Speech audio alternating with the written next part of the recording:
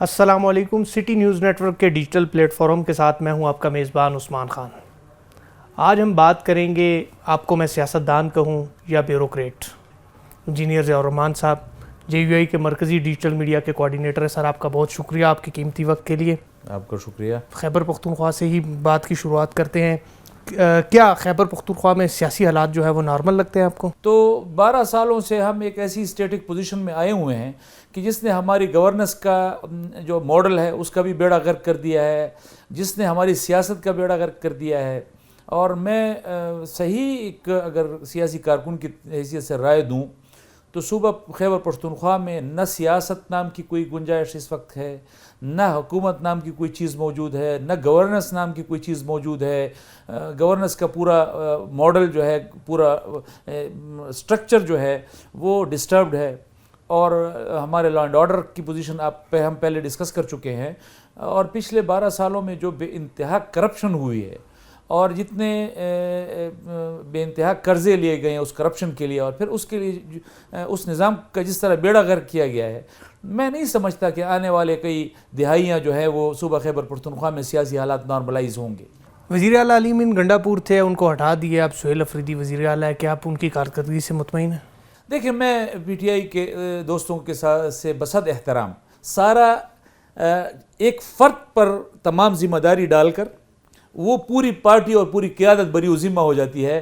اس طرح نہ قیادتیں بری و ذمہ ہوا کرتی ہیں, نہ اس طرح کی سیاست جو ہے وہ عوام کے لیے قابل قبول ہوتی ہے. ایک طبقے کے لیے شاید قابل قبول ہو, ایک پارٹی کے لیے قابل قبول ہو, لیکن عوام ہیں وہ آپ سے کل پوچھیں گے کہ جی پرویز خٹک صاحب جو ہیں وہ ان کے دور کے 5 سالوں کا حساب ہمیں کون دے گا, محمود خان کے دور کا حساب کون دے گا, عثمان بزار کے دور کا حساب کون دے گا, علی امین کے 1.5 سال میں جو کرپشن ہوئی ہے.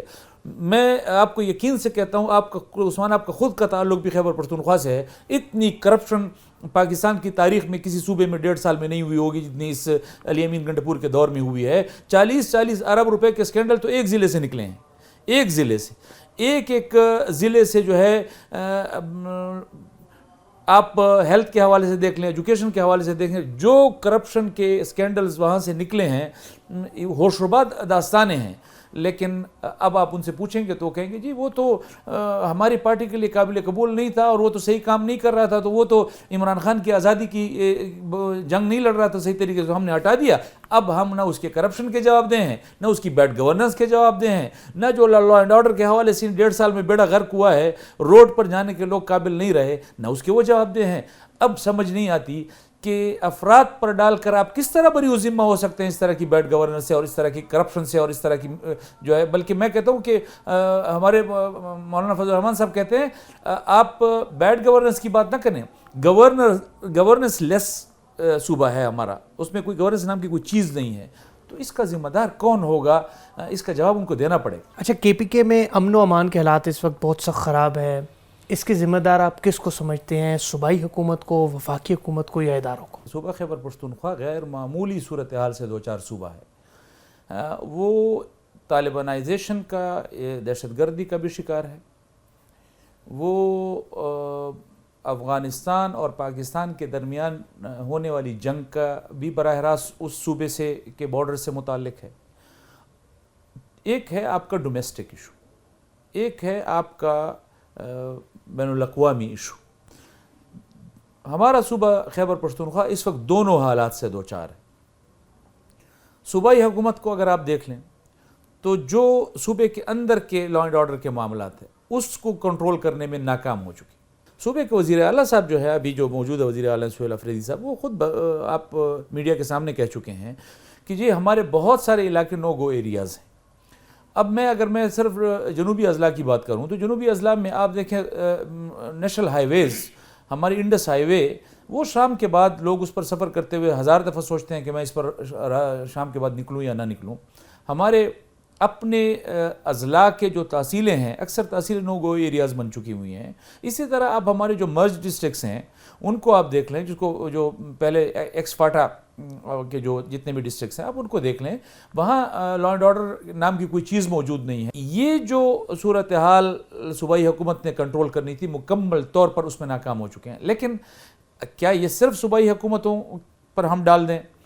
یہ جو بین الاقوامی سرحدات اس صوبے کے ساتھ جو ملے ہوئے ہیں، افغانستان کے ساتھ آپ کے جو حالات ہیں، اس میں ہمارے فوج وہاں موجود ہے، ہماری رینجرز وہاں موجود ہے، ہماری ایف سی وہاں موجود ہے۔ مسئلہ یہ ہے کہ بحیثیت شہری یہ میرا فنڈامنٹل رائٹ ہے کہ مجھے امن ملے۔ مجھے امن نہیں مل رہا تو مجھے صوبائی حکومت کے ہاتھوں بھی امن نہیں مل رہا، مجھے امن نہیں مل رہا تو مجھے ہمارے وفاقی اداروں اور وفاقی حکومت کے ہاتھوں بھی امن نہیں مل رہا۔ اب ہم کہاں جائیں؟ دونوں کے درمیان کوارڈینیشن بھی نہیں ہے، اس کا فقدان بھی۔ اس صوبے کے ساتھ کیا کرنا چاہتے ہیں ہمارے صوبائی حکومت اور وفاقی حکومت دونوں؟ میرا دونوں سے سوال ہے۔ اس وقت جو صورتحال ہے ہمارے صوبے کے، تو دونوں اس کے ذمہ دار ہیں۔ کہا جاتا ہے کہ دہشت گردوں کی پشت پناہی کی جاتی ہے، اس میں کتنی صداقت ہے؟ دیکھیں، دہشت گردوں کی پشت پناہی کا جو الزام ہے نا جی، یہ اس کو آپ یکسر مسترد نہیں کر سکتے کہ آپ کہیں کہ جی بس یہ تو ایسے خواہ مخواہ الزام ہے، یا آپ کہیں کہ نہیں یہ بالکل ٹھیک ہے۔ دونوں چیزیں موجود ہیں، دونوں امکانات آپ کے اس میں موجود ہیں۔ پہلی بات یہ ہے کہ اگر آپ اس کو انٹرنیشنلی دیکھیں تو پاکستان کی حکومت کہتی ہے کہ جو افغانستان سے لوگ آتے ہیں، جو پینیٹریٹ کرتے ہیں، جو پاکستان کی طرف آتے ہیں اور یہاں پر دہشت گردی ہو رہی ہے، تو ان کی پشت پناہی وہاں سے ہو رہی ہے۔ وہاں سے وہ آتے ہیں اور یہاں پر وہ دہشت گردی کی کارروائی کرتے ہیں، واپس چلے جاتے ہیں۔ اسی طرح سیم افغانستان آپ کے بارے میں یہی کہتا ہے۔ ایک یہ ہے بین الاقوامی پشت پناہی کی بات جو پاکستان کا الزام ہے، کس حد تک اس میں صداقت ہے؟ دونوں حکومتیں آپس میں بیٹھی ہوئی ہیں، بات کر رہی ہیں، لیکن بات چیت چل رہی ہے، لیکن یہ الزام ہے۔ اسی طرح آپ دیکھیں کہ کوئی بھی دہشت گرد ہو، دہشت گردی کے لیے آئے گا تو جب تک اس کے لیے کوئی سہولت کاری نہیں ہوگی، وہ اس حد تک آگے نہیں آ سکتا۔ وہ ایک خاص حد تک آ سکتا ہے، اس سے آگے نہیں بڑھ سکتا۔ لیکن یہاں پر ہمارا پورا صوبہ جو ہے وہ اگر ہم کہیں کہ جی وہ افغانستان سے آ رہے ہیں، تو افغانستان کے بارڈر جب وہ کراس کرتے ہیں تو پھر تو پاکستان کا علاقہ ہے نا جی، تو پاکستان کی صوبائی حکومت، پاکستان کی وفاقی حکومت، اس کے زیر انتظام پورے ادارے یہاں پہ کام کر رہے ہیں۔ اس کے باوجود وہ یہاں سے پینیٹریشن کرتے کرتے کرتے کرتے جو ہے وہ پورے صوبے تک پھیل جاتے ہیں۔ کہیں سے تو کوئی سہولت کاری ہو رہی ہے جو وہ یہاں تک جو ہے وہ پہنچنے میں کامیاب ہو رہے ہیں۔ تو ان عوامل کو، ان پشت پناہوں، ان سہولت کاروں کو تلاش کرنا یہ ہماری حکومتوں کا ہے۔ آپ اس کو یکسر مسترد نہیں کر سکتے کہ ان کی پشت پناہی ہو رہی۔ اچھا، آئین میں موجود ایک انتہائی قدم گورنر راج، جس کی آج کل باتیں بازگشت کر رہی ہے، آپ کو لگتا ہے کہ خیبر پختونخوا میں گورنر راج لگ سکتا ہے؟ بدقسمتی ہوگی اگر گورنر راج ہمارے صوبہ خیبر پختونخوا میں لگے گا۔ دیکھیں، ایک جمہوری عمل ہوا کرتا ہے، جمہوری پروسیس ہے، اور اس پروسیس کے ذریعے ہمارے حکومتیں چلا کرتی ہیں۔ لیکن جب ایک جگہ پر آ کر آپ اپنے آپ کو پولیٹیکلی اور ایڈمنسٹریٹولی، دونوں حکومتیں، وفاقی حکومت اور صوبائی حکومت، ایک دوسرے کے ساتھ اس طرح متصادم ہو جائیں کہ وہ سٹک ہو جائیں اور وہ کام نہ کریں اور ایک دوسرے کو گنجائش اور سپیس نہ دیں، تو پھر اس طرح کے اقدامات کی طرف اگر کوئی جاتا ہے تو میرے خیال میں یہ جمہوریت کی بھی بدقسمتی ہوگی، یہ انتظامی حوالے سے بھی اگر دیکھیں تو بدقسمتی ہوگی، یہ ایک دوسرے کو سپیس نہ دینے کے حوالے سے بھی بدقسمتی ہوگی۔ لیکن ہمیشہ ریاستیں جو ہیں وہ فیصلہ کرتی ہیں اور وہ اس کو چلانے کا، اس کو ایڈمنسٹریٹولی ایک اچھے اسموتھ طریقے سے چلانے کے فیصلے کرتی ہیں۔ تو اگر اس طرح کے ایک سٹک ہونے کی اس پر ہم پہنچ گئے، پوزیشن پر پہنچ گئے، تو پھر خارج از امکان بھی نہیں ہے، لگے گا، لیکن ہمارے لیے، ہمارے صوبے کے لیے، جمہوریت کے لیے، ایک دوسرے کو سیاسی رواداری کے لیے یہ بدقسمتی کی بات۔ اچھا، افغانستان کے معاملے پر قطر، ترکی کے بعد اب سعودی عرب بھی مداخلت کر چکی ہے، مگر رزلٹ زیرو ہے۔ جے یو آئی کوئی مذاکرات میں اپنا مثبت کردار ادا کر سکتی ہیں؟ دیکھیں، ہم نے تو اس حوالے سے پہلے بھی اپنا کردار ادا کیا ہے، بلکہ ہمارا تو دعویٰ ہے کہ جب مولانا فضل الرحمان صاحب فروری کے مہینے میں، بلکہ جنوری کے مہینے میں غالباً 2024 میں جب افغانستان گئے تھے، تو وہاں انہوں نے ایک ہفتہ گزارا تھا، اور ایک ہفتے میں انہوں نے پاکستان اور افغانستان کے درمیان جتنے بھی حل طلب مسائل ان کو حل کرنے کے لیے وہ پیش رفت کی تھی، اور یہاں آ کر اپنے ریاست کے تمام ذمہ داروں کو اس سے آگاہ کیا تھا کہ اگر اس پر آگے پیش رفت ہو جاتی تو اس وقت پاکستان اور افغانستان کے درمیان حالات اس نہج پہ تو کیا پہنچتے، ایک بہتر اور مثبت طور پر جا چکے ہوتے۔ سمجھ میں نہیں آتا کہ ہماری حکومت جو ہے سیاسی طور پر، اور ہماری ریاست جو ہے وہ سیاسی طور پر کیوں اس حد تک ناکام ہو گئی کہ ایک بنے بنائے کھیل کو وہ جو ہے وہ ان سے پوری طرح انجام تک نہیں پہنچ سکا. اور اب بھی مجھے یقین ہے کہ اگر جمعیت علماء اسلام کو اور مولانا فضل الرحمان صاحب کو یہ ٹاسک ملے گا، لیکن اس کی بنیادی شرط یہ ہوگی کہ ریاست کی ول اس میں شامل ہوگی کہ ہم اس طرف جانا چاہتے ہیں، صلح کی طرف. تو میرے خیال میں پاکستان کے پاس مولانا فضل الرحمان صاحب سے بہتر آپشن موجود نہیں ہے. اچھا، سیاست پر آپ کے تجربے کی ہم کیا بات کریں، کیونکہ آپ کی پیدائش ہی ایک سیاسی گھرانے میں ہوئی ہے، مگر آپ نے بیوروکریسی پہ بھی بڑا وقت گزارا ہے. پنجاب میں بھی آپ ڈی سی او خوشاب رہے تھے، پشاور میں آپ کمشنر رہے ہیں، اور کراچی میں بھی آپ رہے ہیں، ڈی سی تھے آپ کی آخری پوسٹنگ جو تھی. کس صوبے میں آپ کو کام کر کے بہتر لگا اور یا آپ نے محسوس کیا کہ وہاں پر بیوروکریسی بہتر کام کر سکتی ہے؟ بڑا مشکل سوال آپ نے کیا ہے. دیکھیں، تجربہ اس حوالے سے یہ ہر صوبے کی انوائرمنٹ پہ ڈیپینڈ کرتا ہے. ہمارے کے پی کا انوائرمنٹ بالکل مختلف ہے، وہ فرینڈلی ہے. وہاں آپ کے عوام کے ساتھ بیوروکریسی کا رویہ اور طرح کا ہے، اور وہ بڑا فرینڈلی انوائرمنٹ دیتے ہیں. بڑا آپ ان کا جو جسچر ہوتا ہے، ملنے ملانے کا طریقہ ہوتا ہے، کام کی طرف اپروچ، لوگوں کی بات سننا، وہ اور طرح کا ہے. وہ بڑا فرینڈلی بھی ہوتا ہے. اور یہ ہمارا چونکہ ایک کلچر ہے، ماحول ہے. پنجاب میں پھر رٹ ہے کہ وہاں پر حکومت، جس کو اصل حکومت کہا جاتا ہے کہ حکومت کس طرح ہونی چاہیے، اس طرح ہے. لیکن وہاں پہ پھر ماحول جو ہے وہ عوام کے، لوگوں کے، وہ فرینڈلی نہیں ہے. تو وہ بڑا ایک حاکمانہ قسم کا ایک وہ ہے، ایک حکومت ہوا کرتی ہے، ایک نظام ہوا کرتا ہے، ایک انتظامیہ ہوا کرتی ہے. تو آپ سندھ کو دیکھ لیں تو سندھ کا پھر بالکل مختلف انداز ہے.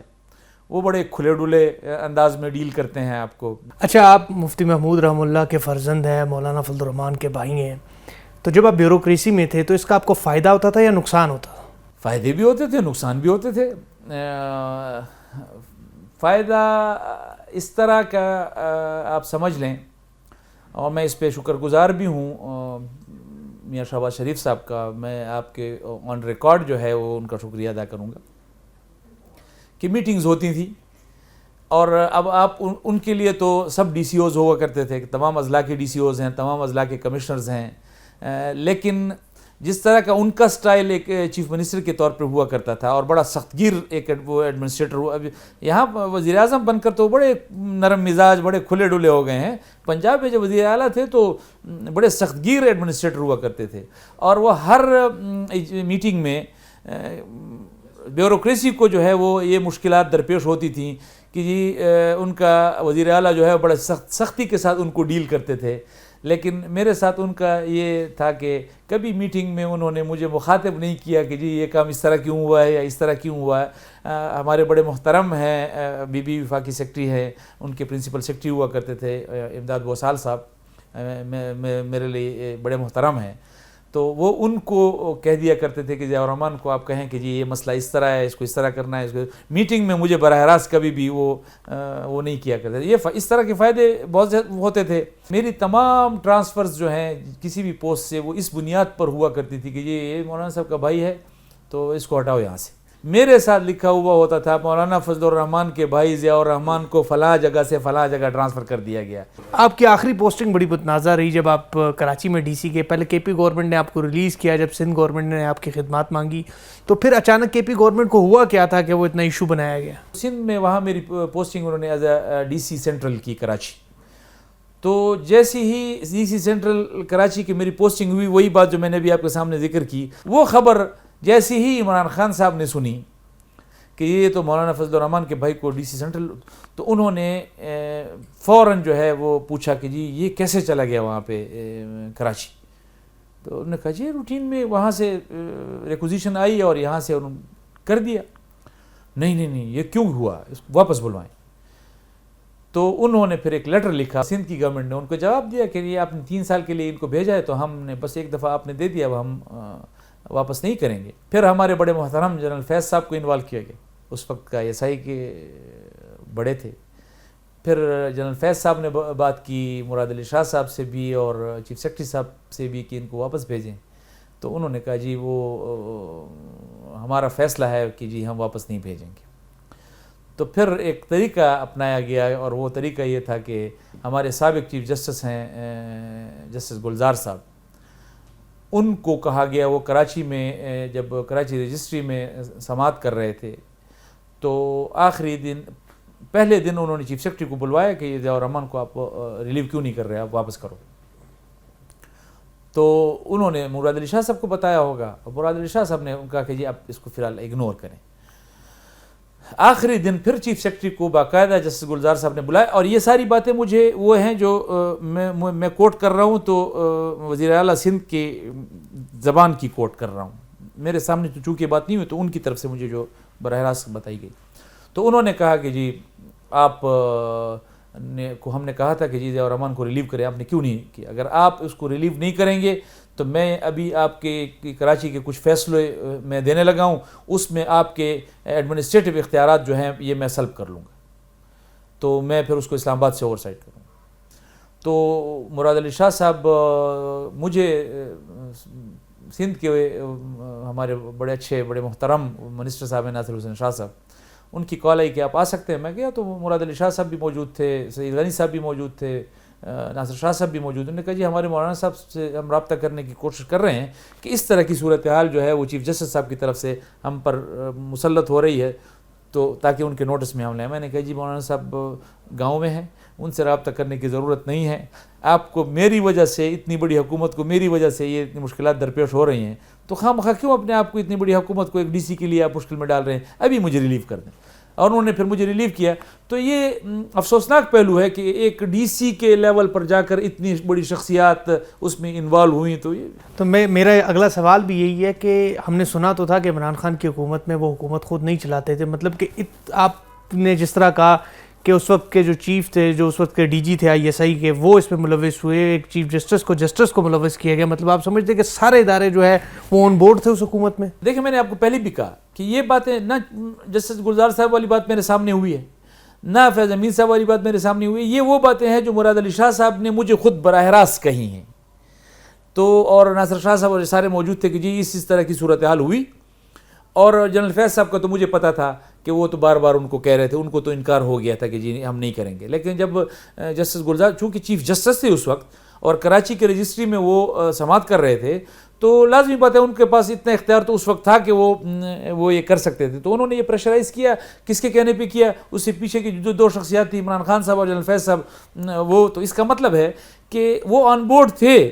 لیکن افسوسناک پہلو یہ ہے کہ کسی پاکستان کی ریاست کے لیے آن بورڈ ہوتے نا تینوں ادارے، تینوں بڑے، ایک ڈی سی کے لیے کیوں آن بورڈ ہوئے؟ لیکن میں آج دل کی گہرائیوں سے عمران خان صاحب کا بھی، جنرل فیض صاحب کا بھی اور جسٹس گلزار صاحب کا بھی شکریہ ادا کرتا ہوں کہ شاید کبھی میں اسی چیز میں پڑا رہتا اور میں اپنے آپ کو اسی میں ضائع کرتا رہتا.